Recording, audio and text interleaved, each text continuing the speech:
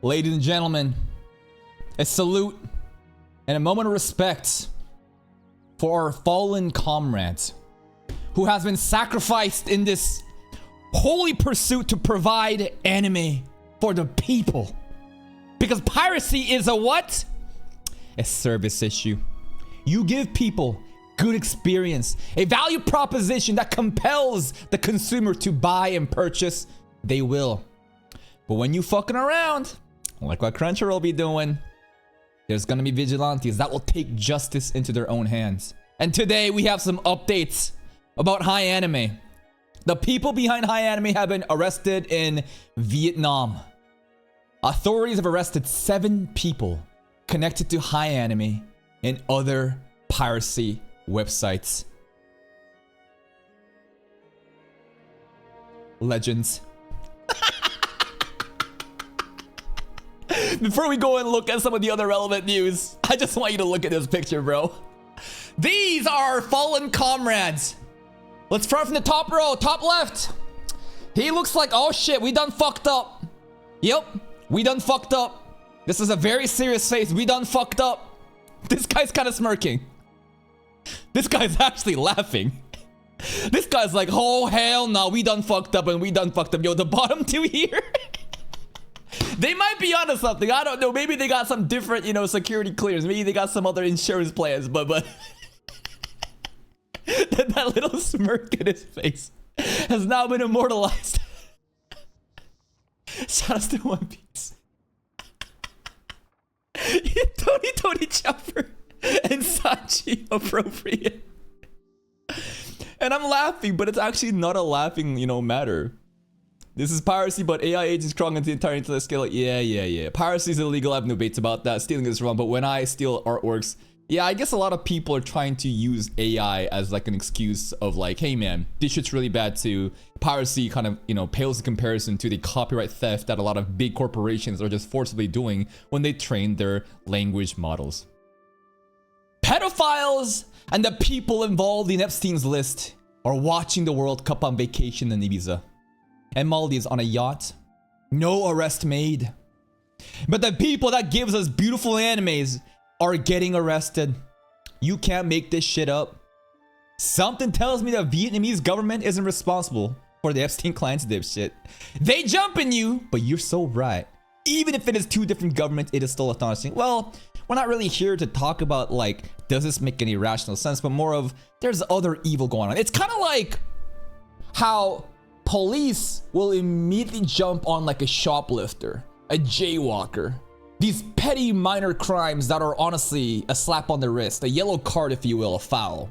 And then you have real fucking criminals that just get away, released, they're, you know, and then they're gonna commit the same crime again. It's like, oh, repeat offender, little girl molested by crazy uncle who's been in jail multiple times, you know, but you go after these guys. That's kind of like the overall sentiment that a lot of people have. And the craziest shit is authorities say the group ran more than 100 websites and generated nearly 13 million in advertising revenue. More than 100 websites, dude. Like, I don't know if you guys are aware, but a lot of the free streaming anime websites, you may think that they're all different because the front end, the skins, the UI, the way that the website looks different. But in fact, the source database, the back end, it's pulling from the same sources, my assumption. And therefore, they were running many different websites like that with the same source. And that's why they were responsible for this $13 million in advertising revenue. For how long though, right? The arrest followed a multi-year investigation involving Vietnam's Ministry of Public Security, US Homeland Security, and the Department of Justice. That's fucking crazy. That's insane. They uploaded more than 26,000 films without authorization.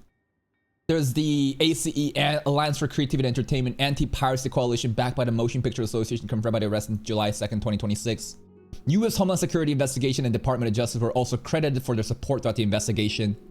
According to Bao Tahatin, the group operated their network from 2020 to April 2026, earning approximately 12.85 million in advertising revenue across the sites.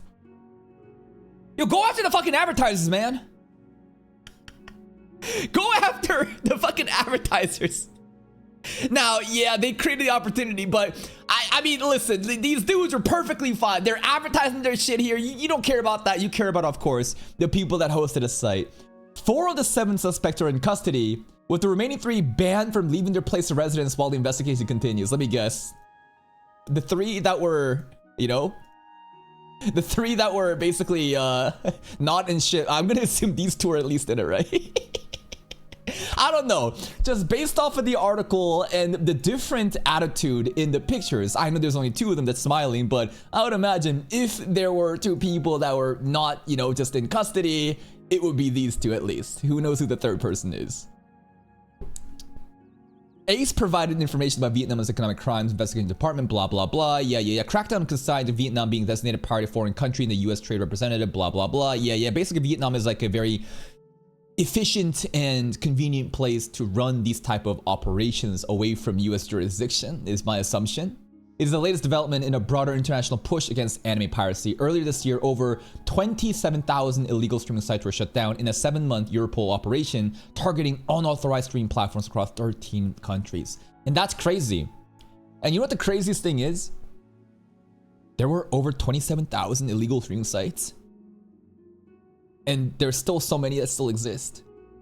What I'm trying to say is, you are trying to plug holes into this dam, thinking this is a solution for piracy, when the root cause of this problem, like, it's not gonna go away. You cut off one head of the Hydra, other people will do it too. Now here's the thing. Definitely more people are going to be dissuaded by this motion, right? Like, boom, big event happens. $13 million actually like earned. Like, this is crazy. But like, what is the actual accountability? What is the criminal punishment that they're gonna have? Are they going to be sentenced many, many years in jail? Will they be crucified and made an example of to dissuade other people from pursuing the same thing? In my opinion, this is a war that's never going to end. Even if you try to make big news about this and say, oh my God, you know, these people, shame on them, how dare they do this, you know, and we're gonna make a mockery of them and say they're criminals. In my opinion, I don't think anything is really gonna change. They may think so, but it's a very backwards approach, and I think it's also a waste of resources. Piracy, due to the nature of just internet, is just not gonna go away.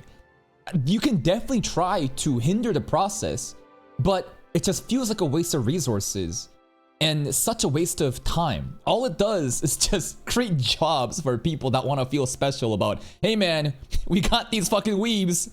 They were, you know, sharing their illegal animes online. We saved the world. Did you really? Did you really do anything? I feel like they're gonna go as martyrs. These are like, you know, sacrifices, martyrs that will compel the piracy community to move forward. And listen, as like an anime reaction channel operating under fair use, it's still a gray area. I'm not here to really talk about like moralities and ethics of grandstanding of, oh, you shouldn't have done that. Because let's just acknowledge it, right?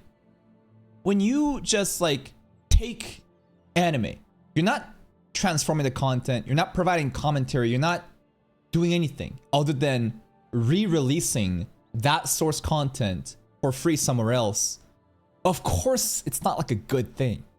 Of course, people are gonna get pissed off. One of the biggest tenets in copyright, right, is, was there intention of you trying to replace the source material? Is your content that you quote unquote transformed, right? Are you trying to dissuade others from reaching that legal site, and basically your free service is prioritizing that? That's a very like important, I think, point that goes into court when we talk about copyright strikes, fair use, and transformative content. And I can't really say that they've been doing that. However, with that acknowledged, like, this is what the people want. This is the will of the free.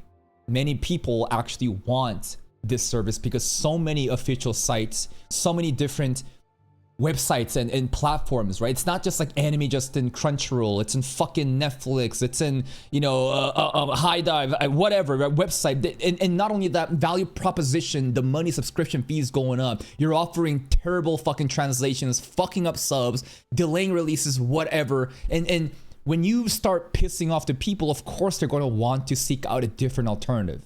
And that's where the demand was created and they supplied it. And now, I guess when you play with fire, you get burnt. And I wonder who's gonna take up the mantle to continue this legacy, because if you think that this incident is gonna be the thing that kills free anime online, nah. Again, this is kind of like Goldie Roger. You know? Or like even Whitebeard at the end of Marineford. I don't know why the hell they gave him the fucking camera and a fucking microphone to say that. But the One Piece is real. Fame, wealth, fortune. I left it there all in one place. It is what it is. Salute to the legends.